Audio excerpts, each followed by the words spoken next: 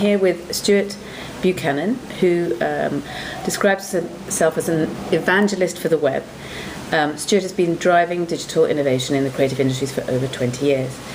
In 2010, he founded the award-winning agency The Nest, and last year launched the digital publishing company Branches, specialising in interactive books, magazines and playtext. Now, this is a world that in many ways seems so separate from traditional publishing or the traditional attitude towards words or producing words for a wider audience. Could you maybe just summarise some of what you do? My sort of interest in digital is pretty much within that environment, and what I've seen over the last 20 years is how we can use digital to expand appreciation of creative work, let's say. And now, the large majority of my work has probably been in performance-based creative industries, more latterly maybe in the last 5 years or more moving into visual arts, and then more recently into publishing. Because I guess publishing comes later because other industries embrace digital much more quickly. Not just in terms of promotion, but also in terms of practice and presentation and so on. Whereas the publishing industry has been very slow to adapt. I guess part of the reason for that is that they've seen the difficulties experienced by the music industry and the film industry, and so have been very tentative about moving into digital space.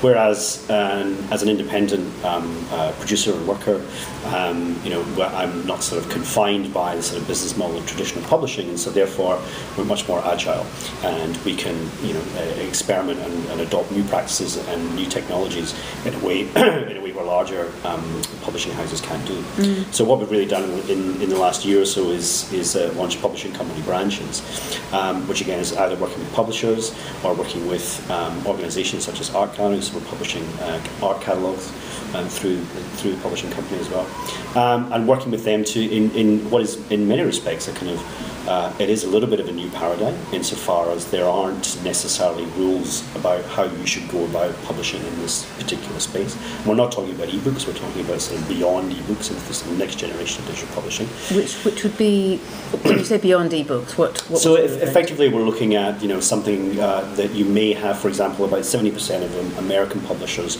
will now have a digital edition of their magazines. So magazine publishers will have a digital edition. So in many cases they were one of the first to market. So now if I buy a magazine like Wired or the New Yorker, for example, they were one of the sort of earlier companies, they have a digital edition, but I can read on my tablet. Now, at the very beginning of that sort of move, it was almost a sort of pixel for pixel translation, if you like. It was just literally the single page there that I could read on the tablet.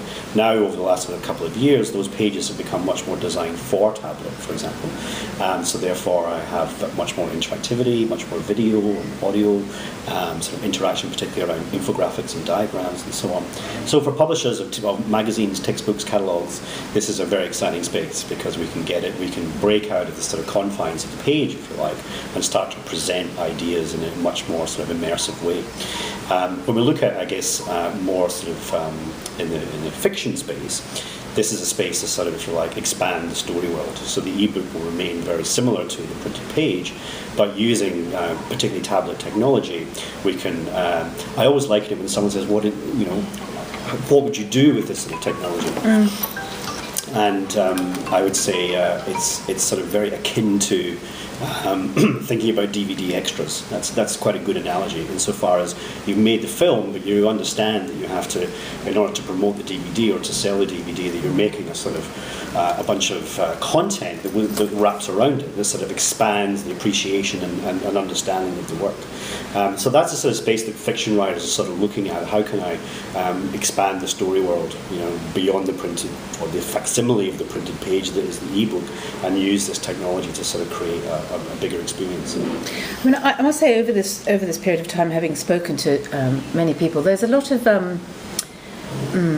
resistance, perhaps I should say, or a lot of fear. So as an example, someone said use of digital space is sort of infinitely shallow and wide, as opposed to creativity, which is very deep. And someone else was saying self-publishing would never allow you access to say, in the literary context, to awards and other stuff that exists within that, within that sort of closed, much more closed publishing world. And how, I would imagine you must come come up against resistance quite a lot of the time. I think, yeah, and particularly those readings I think are quite facile, and I think they're sort of based, you mentioned fear being sort of, because it's not based on experience or understanding. The paradigm has started to change, and it's not going to go backwards. It's never going to go back to the way it was before, if you like. The paradigm is starting to change, and I guess you either sort of decide to work with that, and if you stand against it, then I think you'll find that you'll be in the minority in time to come. For example, we're already seeing, let's say a good example would be the recent Emmy Awards. Now this is going out of publishing but into television, but the recent Emmy Awards, a television program which was not broadcast on any traditional network, won many awards. I'm talking about House of Cards that was used through Netflix. Now the same will happen to publishing in due course. The publishers who self-publish will be just as likely to win awards as those going through traditional publishing houses, because traditional publishing houses work with essentially are driven towards mass market, and the nature of our reading is changing outside of mass market, and that's been sort of borne out by many research and studies over many years, and so I think now that sort of mass market is disintegrating because we can access any title anytime on either through the web or through Amazon. So therefore, the sort of traditional publishers just cannot continue to work within their existing model. So I think what we find is that traditional publishers have yet to really sort of understand how particularly younger audiences want to engage with stories, and they are looking at it through I look at my children, and they love video games, they love apps, they love sort of serialized cartoons, all that sort of stuff. But that's changing and adapting all the time. And so, they're probably less likely to sit down and consider the traditional printed page as being satisfactory. In the next sort of 20 or 30 years, they'll want more. They'll want to interact, or they'll want to be able to enter into the story world, as I was mentioning before. So I think that sort of change is inevitable. And whilst some readers and writers, who might be mid or late stage career, they just might never get into that space. They might say, I don't understand it, I don't want to deal with it, I'll just let it go. Whereas new and emerging writers are actually very much in that space and very interested in seeing how they can utilise it. And so in the context of your work, are there sort of things that you've been particularly proud of, or have been sort of at maybe the front of innovation in the time that you've been doing what you've been doing? You mentioned that you have a lot more opportunity in Australia than you might have had in the UK. Is there stuff that you really... Well, I guess there's two things that we've done which are, in some respects, sort of firsts for the Australian market. One of which is we launched a journal of new Australian writing, new young and emerging writers, which was digital only, so it was done for iPad and Android, but it wasn't an ebook. It was an interactive sort of publication format. With basically takes all the sort of possibilities of graphic design for tablet and interaction for tablet, and meshes that with contributions of stories from young Australian writers, and that's been very successful in terms of how it's been received as a free publication, because we sort of believe that in order to get to as many people as possible with this sort of work, that we wanted to keep it at a free price point, at least at this stage, for as long as that's viable. The second thing we did was we published the first interactive play text, as we like to call it. So it's published in the form of an app for tablet. And within that, there is the straight text version, if you like. I can simply pick it up and read it almost as if it was an e-book format. But at any point through that, I can stop and jump out and watch a video by the playwright, or hear some audio by the directors, and so on. And because it's a play, we also have this sort of other, if you like, the DVD extras behind it, where there's a full library of production photographs, programs, and stills over the last 50 years of this play, reviews and sort of academic treatises on the work, and so on and so forth. So it's the whole package, if you like. But as I say, you can read it also as the plain text as well. Now, one of the other areas that's actually of interest to me is if you look at countries where there's perhaps less internet access. I wouldn't say that necessarily refers to Indonesia, but certainly a lot of places in Africa, for example, would have limited internet access, but would have a much larger mobile phone reach. Yes. Just tell me a little bit about, I mean, I don't know if you deal with that, but is that something you do as well? Yeah, and look, I think we've seen some really good examples of writers writing for smartphone, writing for that and optimizing their work for smartphone. Because you're right, I mean, particularly in developing countries, internet access by phone